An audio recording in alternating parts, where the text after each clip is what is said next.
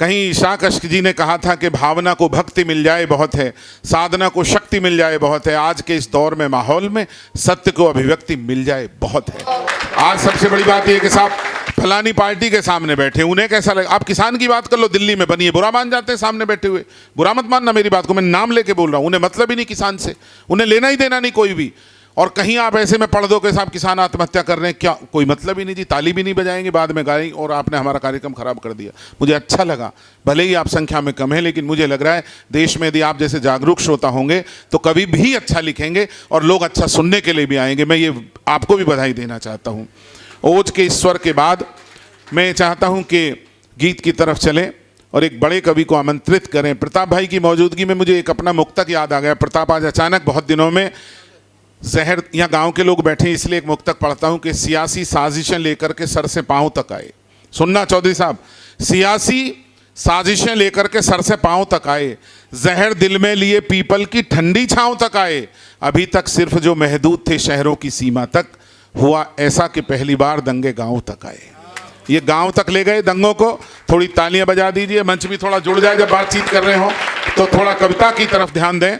मैं चाहता हूं कि हम गीत के एक बड़े स्वर को सुने। हमारे सबका प्रिय हीरेंद्र, हृदय से सभी कवि लिखते हैं, लेकिन उन्होंने तो नाम में ही अपने सामने हृदय लगा लिया। हृदय लगा लिया तो मैं एक ही बात कहूँगा, महाकवि नीरज जी ने कभी कहा था, गीत जब मर जाएंगे तो क्या यहाँ रह जाएगा, एक सिसकता आंसुओं का कारवां रह जाएगा।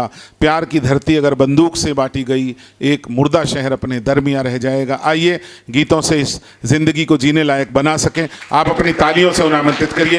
प्रिय हीरेंद्र हीर, गीत सुनाए मंच पर आकर। स्वागत है आपका, बहुत बहुत सम्मान है। आइए सर, स्वागत है। दादा दिनेश रघुवंशी जी इतने देश के बड़े संचालक, इतना बढ़िया यहाँ संचालन कर रहे हैं, तो मैं यहाँ पर अपने एक छंद से मेरे आराध्य श्री कृष्ण, जिनको योगेश्वर कहा जाता है और कहा जाता है कि उनसे बढ़कर कुछ नहीं है, जो लोग आपस में चर्चा कर रहे हैं, मैं उनसे निवेदन करूँगा कि थोड़ी देर बस शांति यहाँ पर बनाए रखें। भगवान श्री कृष्ण को योगेश्वर कहा जाता है दादा, और ये कहा जाता है कि उनसे बढ़कर के कुछ नहीं है। वो चाहें तो कुछ भी धारण कर सकते हैं, वो चाहें तो कुछ भी छोड़ सकते हैं। मैंने एक छंद यहाँ पर निवेदित करता हूँ आपके सामने, और मैंने बताया है कि श्री कृष्ण जी की भी कुछ मजबूरियाँ हैं, कुछ काम वो भी नहीं कर सकते जी। क्या नहीं कर सकता था, मैं आपके सामने रखता हूँ। स्वागत है भैया। कि प्रेम भाव करुणा को शीश पे बिठाने वाले, प्रेम भाव करुणा को शीश पे बिठाने वाले, छल झूठ और अहंकार न उठा सके, तो वन उपवन मधुवन महकाने वाले, प्रेयसी के लिए एक हार न उठा सके, तो एक पखवाड़े बाद लौट कर आने वाले, एक पखवाड़े बाद लौट कर आने वाले, अपने वचन बार बार न निभा सके। कि एक पखवाड़े बाद लौट कर आने वाले, अपने वचन बार बार ना उठा सके, और एक उंगली पे गिरिराज को उठाने वाले, राधिका के आंसुओं का भार ना उठा सके। एक उंगली पे गिरिराज को उठाने वाले, राधिका के आंसुओं का भार ना उठा सके। मैं भाई बहुत ही अच्छा, पहले छंद पर अच्छा एक बार स्नेह दे दीजिए। बहुत थोड़ा व्यवधान था लेकिन कमाल सुनाया हृदय, बहुत अच्छे बेटा। मैं सामाजिकता से ज़्यादा जुड़ा हुआ हूँ, सामाजिक मुक्तक ज़्यादा लिखता हूँ। बिल्कुल बिल्कुल। और हमारे समाज में जो कुरीतियाँ चल रही हैं उनके ऊपर मेरी लेखनी ज़्यादा चलती है। वहीं से मैं 4 पंक्तियाँ आपके मध्य रखता हूँ। स्वागत। कि आजकल घरों में बहुत सारी कुसंगतियाँ आ गई दादा जी। 4 पंक्तियाँ देखिए और आपको लगे कि मैंने सही कहा है तो अपना आशीर्वाद देना। कि घर की जब दीवार पुरानी होती है, घर की जब दीवार पुरानी होती है, शर्म हया फिर पानी पानी होती है। घर की जब दीवार पुरानी होती है, शर्म हया फिर पानी पानी होती है, और औलादों में हिस्सेदारी को लेकर माता पिता की खींचातानी होती है। कि औलादों में हिस्सेदारी को लेकर माता पिता की खींचातानी होती है। और इसी परिवेश से 4 पंक्तियां मैं और आपके समक्ष रखता हूं। कि साजिश की सी बू आती है तानों में, जब 2 भाई आपस में झगड़ते हैं, एक दूसरे पर आरोप प्रत्यारोप लगाते हैं, कि साजिश की सी बू आती है तानों में, किसने जहर भरा है तेरे कानों में। कि साजिश की सी बू आती है तानों में, किसने जहर भरा है तेरे कानों में, और गैरों की बातों में घर को तोड़ेगा, गैरों की बातों में घर को तोड़ेगा, फिर घूमेगा कोर्ट कचहरी थानों में, फिर घूमेगा कोर्ट कचहरी थानों बहुत में, अच्छे। फिर घूमेगा कोर्ट कचहरी थानों में। और देखिए 4 पंक्तियां ऐसी भाई क्रम में बहुत रखता ही हूं अच्छे, कमाल, वाह वाह वाह वाह वाह। कि ये जो परिस्थिति आ रही है, कहीं ना कहीं आदरणीय संस्कारों की कमी रही है भाई साहब। संस्कारों की कमी क्यों है दादा? मैं 4 पंक्तियां यहाँ पर रखता हूँ कि हड़िया दूध की मटके का पानी भूल बैठे हैं, हड़िया दूध की मटके का पानी भूल बैठे हैं, हमारे नौजवान बच्चे किसानी भूल बैठे हैं। सही बात है। और छोड़कर गांव अपना हम शहर में आ गए जब से, छोड़कर गांव अपना हम शहर में आ गए जब से, सभी अनमोल पुरखों की निशानी भूल बैठे, बहुत ही अच्छे, बहुत अच्छे। सभी अनमोल पुरखों की निशानी भूल बैठे हैं। और यहाँ पर महिला शक्ति है, सामने में देख रहा हूँ मेरी बहन है। 4 पंक्तियाँ महिलाओं के लिए दादा विशेष रूप में पढ़ना चाहता हूँ कि मन में गीता रामायण का सार भी होना चाहिए। बहुत अच्छे। ये पंक्तियाँ कब उपजी कि जब एक बिटिया ने अपने पिता से कहा, गरीबी में दादा उसके पिता ने उसको पढ़ने के लिए भेजा बाहर, पढ़ने के लिए बाहर भेजा, तो वो बिटिया अपने पिताजी से बोलती है कि पापा मुझे अपने दोस्तों को घर पर लाने में शर्म लगती है जी, कि हमारा घर इतना छोटा सा है, तो मैं शर्म के कारण अपने दोस्तों को यहाँ नहीं ला सकती हूँ। तो उस पिता ने उत्तर दिया कि बेटा अगर मैं भी इस समाज के दबाव से तुझे पढ़ने ना भेजता तो आज तुझे शर्म आती ही नहीं। बात तो जेन्युइन। मैंने समाज का विरोध करके तुझे घर से बाहर पढ़ने के लिए भेजा है, तो अगर ना तू बाहर पढ़ने जाती ना आज ये समय आता कि तुझे शर्म आती। मैं 4 पंक्तियां बहनों से कहता हूं बहुत ही अच्छे। कि मन में गीता रामायण का सार भी होना चाहिए, मन में गीता रामायण का सार भी होना चाहिए, मन में गीता रामायण का सार भी होना चाहिए, तन पर गहने और गले में हार भी होना चाहिए।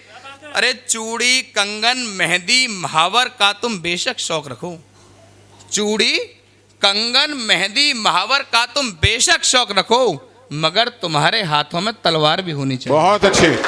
मगर तुम्हारे हाथों में तलवार भी होनी चाहिए। बहुत अच्छे हृदय। मगर तुम्हारे हाथों में तलवार भी होनी चाहिए। तो लोग कहते हैं कि यार तुम श्रृंगार के कवि हो, तलवार की और लड़ाई झगड़े की बात क्यों करते हो?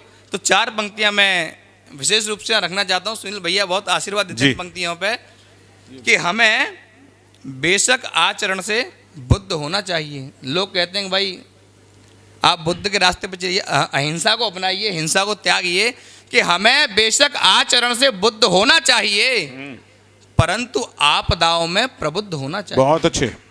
हमें बेशक आचरण से बुद्ध होना चाहिए परंतु आपदाओं में प्रबुद्ध होना चाहिए। वाह। यदि कोई भी अस्मिता उछाले मातृभूमि की, यदि कोई भी अस्मिता उछाले मातृभूमि की, तो विनय को छोड़कर बस युद्ध होना चाहिए। बहुत अच्छे। तो विनय को छोड़कर बस युद्ध होना चाहिए। तो लोग कहते हैं भाई युद्ध से क्या होता है? बर्बादी होती है। युद्ध की बातें क्यों करते हो आप?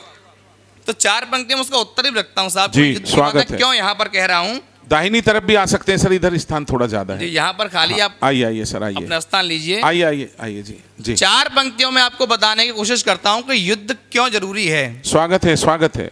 कि बिना तीर तलवारों के स्वामित्व नहीं हो सकता है। बहुत अच्छे हृदय। बिना तीर तलवारों के स्वामित्व नहीं हो सकता है। बिना सुदर्शन गीता का भी तत्व नहीं हो सकता है। और माना के हिंसा से केवल बर्बादी होती है, पर माना के हिंसा से केवल बर्बादी होती है, पर हिंसा बिना अहिंसा का अस्तित्व नहीं हो सकता। बहुत ही अच्छे, बहुत हिंसा अच्छे। बिना अहिंसा का अस्तित्व नहीं हो सकता है। और मैं बस एक छोटी सी कविता पढ़ करके अपना स्थान लूंगा। स्वागत क्योंकि है, स्वागत हमारे है। बीच में यहाँ पर बहुत ही महीने कवि हैं, समय की भी जी सीमाएं हैं। हाँ भैया। और मैं सोच रहा था कल क्या पढ़ूंगा, लेकिन अचानक मेरे पास में एक वीडियो आती है, अपने आगरा की ही वीडियो है। दादा यहाँ एक चौराहा है प्रतापपुरा, उसके पास में एक कॉलेज है जी। बच्चों 12th तक। तो वहाँ पर मैंने देखा कि कुछ विधर्मी लोग हमारे कॉलेज की छोटी छोटी बच्चियों को, जो शायद 10th या 11th क्लास की बच्चियाँ होंगी, उम्र भी 15-16 साल रही होगी, उनको बहला फुसला करके अपने साथ बाइक पर बिठा करके ले जा रहे थे। वो वीडियो जब मैंने देखी तो मुझे बहुत वेदना हुई भाई साहब, कि कैसे लोग जो हैं हमारी बच्चियों को गुमराह कर रहे हैं और अपने साथ ले जा रहे हैं प्रेम के जाल में फंसा करके, तब एक कविता ने जन्म लिया। मैं आपके सामने उस कविता को यहाँ पढ़ना चाहता हूँ कि क्या तुम्हें मालूम है क्या हो रहा है देश में? क्या तुम्हें मालूम है क्या हो रहा है देश में? आ गए हैं भेड़िए कुछ प्रेमियों के भेष में। क्या तुम्हें मालूम है क्या हो रहा है देश में? आ गए हैं भेड़िए कुछ प्रेमियों के भेष में, हाथ की अपनी कलाई पर कलावा बांधकर। है नहीं कलावा पहनते, लेकिन हाथ में अपने हाथ की अपनी कलाई पर कलावा बांधकर, भाल पर रोली नयन में लक्ष्य अपना साध कर, राह नुक्कड़ या किसी स्कूल के आगे मिलेंगे। राह नुक्कड़ या किसी स्कूल के आगे मिलेंगे, फिर शिकारी दृष्टि से वे लक्ष्य को अपने चुनेंगे, और जाल को अपने बिछाकर रोज दाना डालते हैं।